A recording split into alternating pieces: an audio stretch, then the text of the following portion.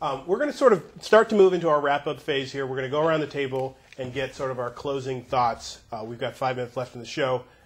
Michelle, I'm throwing you into you. Fire? Okay.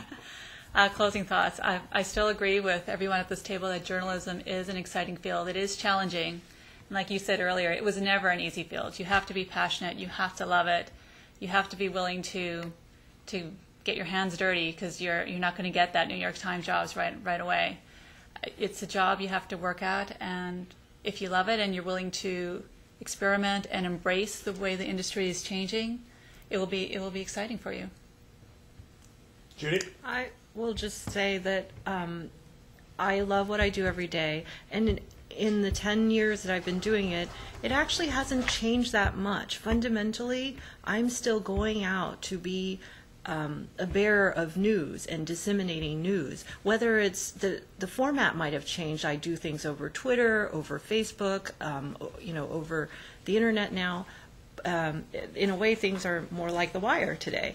But it's still so important for us to figure out a model that works for news organizations, a revenue-generating model, and that's what we're trying to figure out, and it hasn't been sorted out, and so it's uncomfortable right now, and it's frustrating, it's nerve-wracking, but it will probably end up being a little bit of everything. You might see some of the nonprofits work and different local organizations focused on their community's news. You'll see diversity.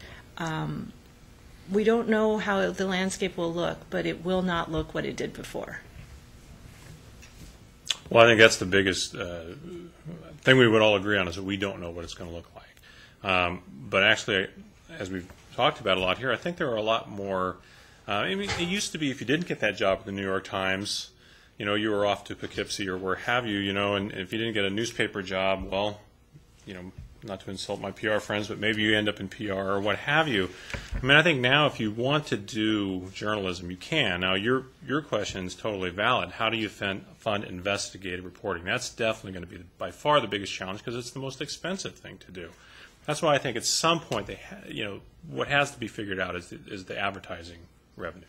There's nothing really to replace that at this point. You can replace the content providers, the models will change, but you got to find a way to get the dollars and cents to the people that do that, and that's going to be the biggest challenge. So I think we're going to really be looking at the advertising world to come up with technologies that make these things happen. Quickly.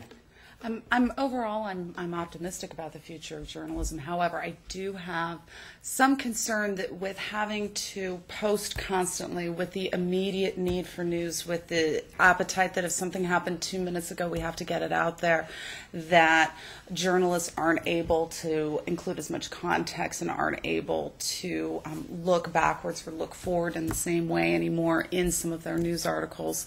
But overall, I'm pretty optimistic about the future, because there will be different models emerging. But as Judy said, I loved your word uncomfortable, because that's exactly what it is right now, because we don't know how we're going to be making money off of doing journalism in 5 years or even in next year.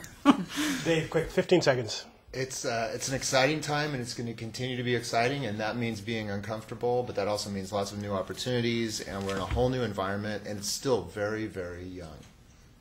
Well, I appreciate you all being here, and I appreciate you all watching it. Again, I'm Ed Fletcher with the Sacramento Bee, and I hope we endure this uncomfortable period and keep holding people's feet to the fire.